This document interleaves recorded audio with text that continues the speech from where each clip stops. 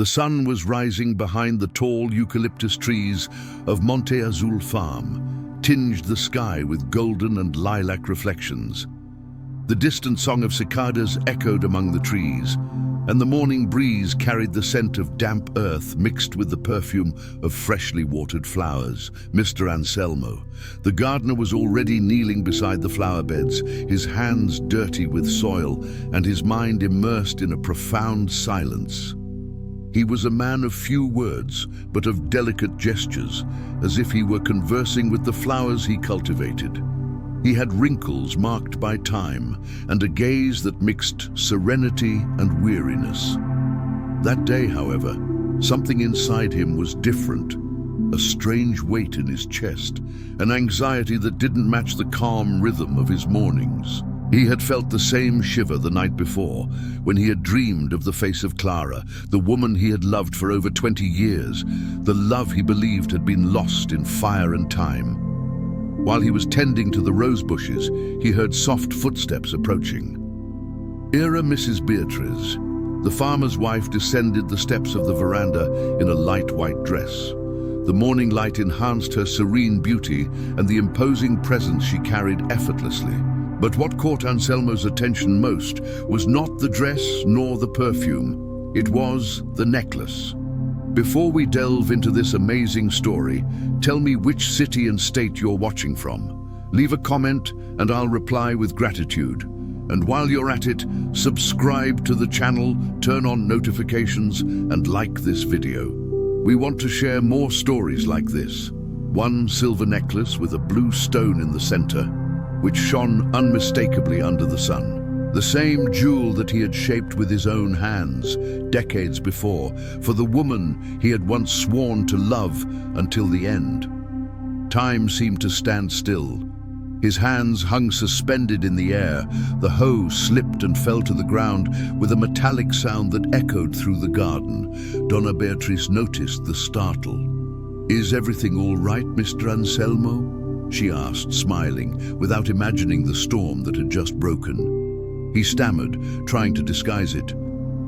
Yes, ma'am. I just got distracted for a moment," but his gaze remained fixed on that necklace. His heart was racing. It was impossible. No one else had that design. He himself had created it, back when he still believed in the future. Anselm rose slowly, as one approaches a sanctuary, and asked in a trembling voice, "May I ask you something, Donna Beatrice?" She nodded. "Sure. This necklace, where did it come from?" She smiled, touching the blue stone delicately. "It was a gift from my husband, Augusto. He said it was an inheritance from his mother. Why?" Anselmo felt the ground disappear beneath his feet. The blood drained from his face. "His mother's?" he murmured, bewildered. "Are you sure?" "Absolutely," she replied, now intrigued by his tone. "It was her favorite necklace." The gardener stumbled back. The memories rushed back like a torrent. The afternoons by the river, the sound of Clara's laughter, the promise of marriage, and the day it all ended in flames. "Clara Vasconcelos," he whispered, not realizing he was speaking aloud. Beatrice frowned. "What did you say?" Anselmo looked up, his eyes welling with tears. "This necklace, I made it for her. I made it for Clara Vasconcelos." The air grew heavy. The wind seemed to stop. Beatrice took a step back, confused and frightened. "But did you meet my mother-in-law?" "I loved her," his voice came out almost in a whisper, "before she got married." For a moment, the world seemed to spin in slow motion. Beatrice felt her body tremble. She didn't know what to say or how to react. The humble gardener before her, with teary eyes and trembling hands, spoke with a sincerity that tore through the air. "That's impossible," she murmured. "She passed away so many years ago." "I know," he replied, his voice breaking, "but before that, she was my life." Beatrice, trying to understand, called her husband. "Augusto!" he shouted toward the house. "Come here, please." A few seconds later, the farmer Augusto Vasconcelos, he appeared on the balcony, imposing, tall, with a suspicious look. What there was. Beatrice, still shaken, pointed at the gardener. He said that he knew your mother, that he was the one who made the necklace he gave me as a gift. The silence that followed was suffocating. Augusto descended the steps slowly, his eyes fixed on Anselmo. That is true? The gardener nodded firmly. Yes, sir. I did it myself. So you're saying I lied to my wife, retorted the farmer, irritated, that the inheritance story is false? I don't know what they told you, doctor. I only know what I've lived through. His voice trembled. I gave this necklace to Clara when we were still young. Before her wedding, Beatrice put her hand to her mouth. The farmer clenched his fists. Be careful what you're saying, Anselmo. I'm not lying. He stepped forward. Her father separated us. He sent her away. And a month later, I found out she was dead. Augusto's eyes widened. Are you implying that my mother had an affair with a gardener? The word gardener came out loaded with contempt, but Anselmo didn't back down. I'm not implying anything, sir. I'm telling the truth. I loved your mother before she got married. Beatrice, in shock, took a step back. The tension was almost palpable. The silence between the three seemed to vibrate. Augusto started laughing nervously. That's absurd, he exclaimed. A simple man, an employee, making up stories about my family? Anselmo, wounded, maintained his composure. I don't want anything, doctor. Not money, not pity. I just want to understand how this necklace got here. The farmer approached him, staring intently at him. You're fired, right now. Beatrice intervened. Augusto, wait. But the husband was already consumed by rage. I won't tolerate anyone making up lies about my mother. Get out of here before I have you thrown out. Anselmo lowered his head, tears falling to the ground. He picked up his tools and began to walk slowly toward the gate. But before leaving, he turned around. Doctor, if the truth scares you, it's perhaps because you've always felt that something was missing from this story. And he left. Beatrice ran to her husband. Augusto, that was cruel. Cruel, he shouted. Cruel is an employee coming here and tarnishing my mother's name with these costumes.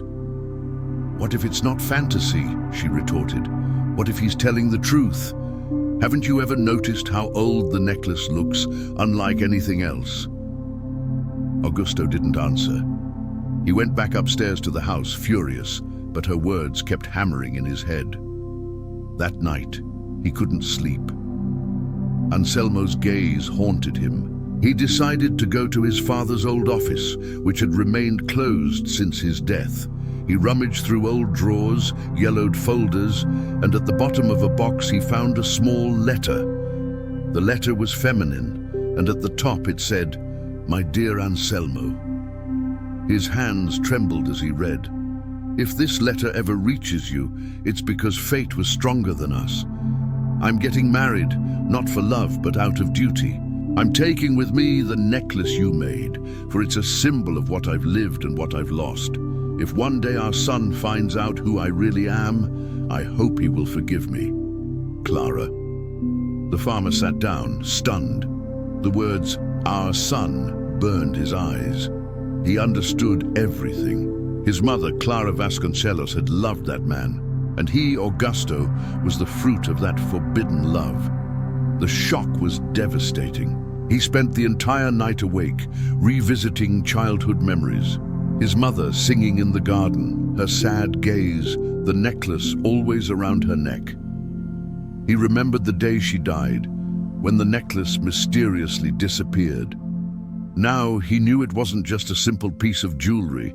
It was the bridge between two lives forcibly separated. At dawn, he went to the room and woke Beatrice. He was right, he said, his voice hoarse. My mother wrote to him. She sat up in bed, surprised. What are you going to do? I'll bring him back, and I'll listen to everything. At that very moment, he sent an employee to look for the gardener. Hours later, Anselmo was found sitting near the river, his suitcase ready to leave. When the farmer approached, he didn't look up. "Did you come to say goodbye?" he asked bitterly. "I came to ask for forgiveness," Augusto replied, his voice choked with emotion. "I found my mother's letter. She was talking about you." Anselmo slowly raised his eyes. Tears streamed down his face silently. "So she hasn't forgotten me." "Never." The farmer held out the letter. "And I think there's something else you need to see." The two walked together to the house. In the main hall, Beatrice awaited them. The afternoon sun streamed through the windows, illuminating the necklace that shone around her neck, the same necklace that had brought them all together. Augusto turned to the gardener and with tears in his eyes said, "You took care of her flowers all these years, and I didn't even know you were also taking care of the memory of my own blood." Anselmo cried without shame. "I just wanted to see her one last time." Beatrice, overcome with emotion, took the necklace off her neck and placed it in his hands. "I think it always belonged to you, Mr. Anselmo." The old man closed his eyes and pressed the jewel against his chest. "This necklace was made for her, but fate had it come back to me." "No," said Augusto with a half smile. "Destiny wanted him to return to where it all began." And the three of them stood there in silence as the sun set over the farm, painting the sky gold. But peace had not yet fully arrived, because destiny still held one last revelation, and it would come at night, when the whole truth would emerge from the shadows. Night fell upon the Monte Azul farm with a deceptive calm. The sky was clear, dotted with stars, and the wind gently swayed the curtains on the porch. But inside the house the air was thick. None of the three, Augustus, Beatrice and Mr. Anselmo, I couldn't sleep. The letter from Clara Vasconcelos, the truth about the necklace and the weight of the revelations had reopened wounds too old to heal in silence. Anselmo stayed in the garden until late. He walked among the rose bushes, touching the petals delicately, as if touching memories. The scent of damp earth mingled with the distant sound of crickets. Each flower, each color seemed to carry Clara's voice. He remembered her laughter, the gentle touch of her hands, the afternoons by the river where their love had blossomed.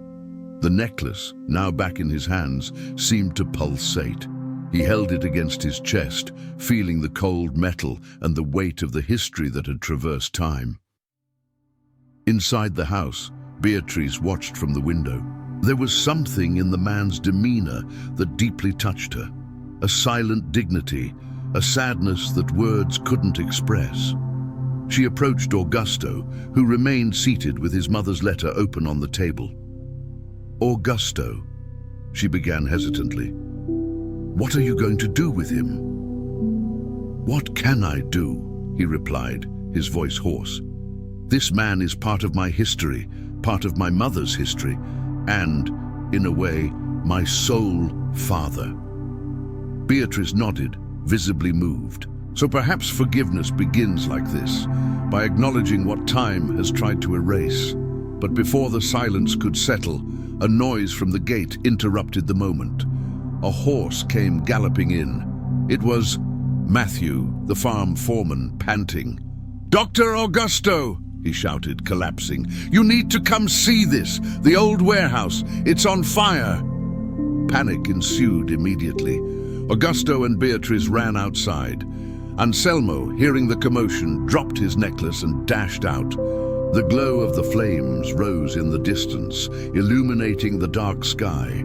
The fire consumed the old storage shed, the same place where Clara, decades ago, had been presumed dead. The past, literally, was burning again before them. When they arrived, the heat was unbearable. The men tried to contain the flames with buckets and hoses. The fire roared like a living beast, and the smell of burning wood permeated everything. Anselmo ran towards the doors, ignoring the shouts. "No, Mr. Anselmo," shouted Augusto. "It's too dangerous." But he didn't stop. His old, tired body seemed guided by a greater force. "I need to go in," he shouted. "Inside, there are things that belong to her."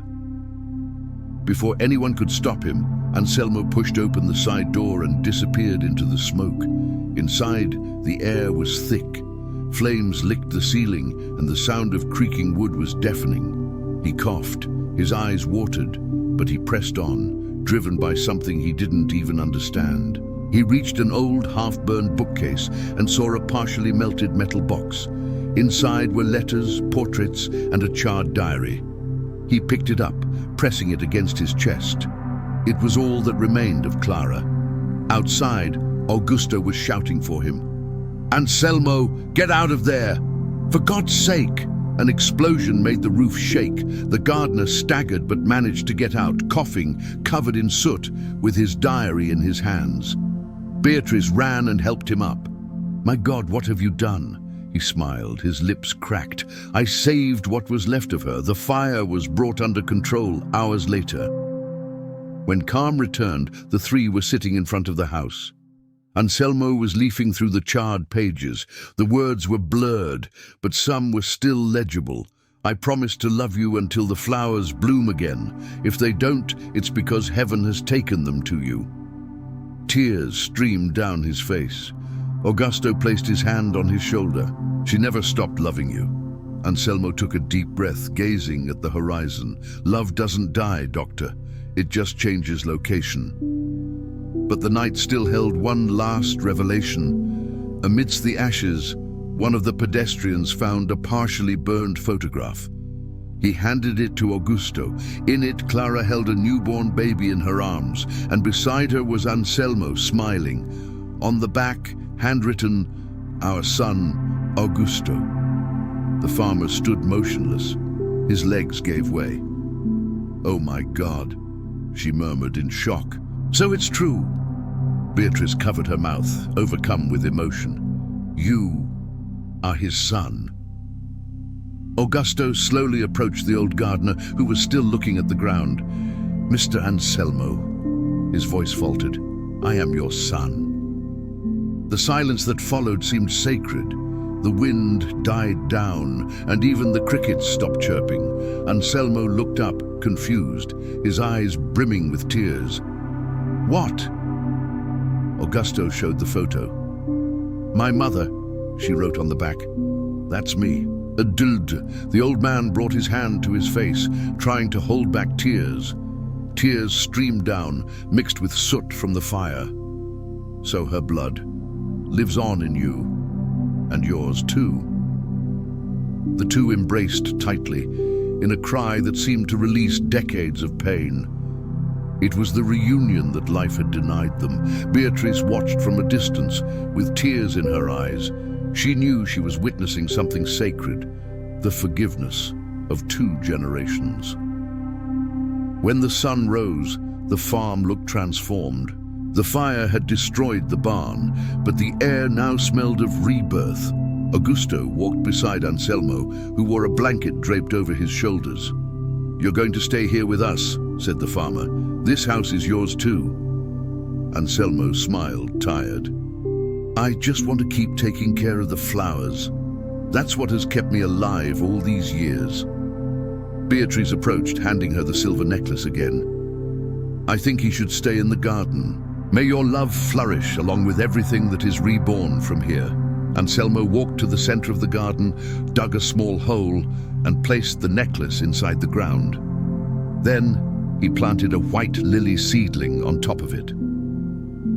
"Her love will grow again," he murmured, "and this time, no one will stop it." Days later, news of the fire and the discovery spread throughout the city. Many didn't believe it, others cried. But on the farm, the atmosphere was one of reconciliation.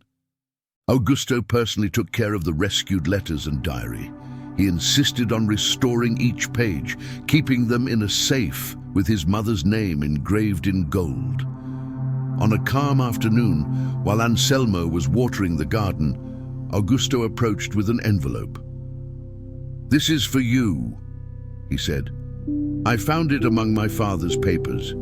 It seems he knew everything." The gardener opened the envelope with trembling hands. It was an old letter. Anselmo, I learned the truth too late. I promised Clara that I would take care of Augusto as if he were my own. She asked me not to take him away from the farm. I hope you forgive me. Eduardo Vasconcelos. Tears welled up in the old man's eyes again. He knew, and yet he kept me close. Because I knew you were the only one capable of keeping her essence alive, the farmer added. In the following days, the relationship between the two transformed. Respect turned into affection, and affection into the love of a father and son. Over time, Anselmo began to tell stories about Clara, about her laughter, her strength, her faith, and her dream of seeing white flowers covering the garden. And little by little, the space around the house began to fill with lilies. Years passed. The garden of the Monte Azul farm became the most beautiful in the region. People came from far and wide to see it, without imagining that each flower was a piece of a story that time had almost erased. Anselmo grew even older, but his gaze retained the calm glow of someone who had found peace. On a golden morning, as the wind blew gently, he sat on the stone bench before the main flower bed. He looked at the lilies and smiled. Beside him, Augusto placed a hand on his shoulder. You kept your promise, father, and you too, son. His voice was soft, almost a whisper. You transformed pain into love. Anselmo closed his eyes and took a deep breath. The wind seemed to whisper Clara's name among the leaves. When silence completely enveloped him, a final smile formed on his face. The gardener slept there, among the flowers, in peace. That same day, Augustus ordered a bronze plaque to be placed in the garden. It read, "Here blossoms the love that time could not bury." And every morning, when the sun rose and illuminated the necklace buried beneath the lilies, the light reflected over the farm, as if Clara and Anselmo still tended the garden together, because there are loves that neither death, nor fire, nor oblivion can extinguish. And if this story touched your heart, don't keep it to yourself. Share this video with someone you love. Click now to share it. Like this video, subscribe to the channel and turn on notifications so you don't miss any of the upcoming stories we're preparing with great care for you.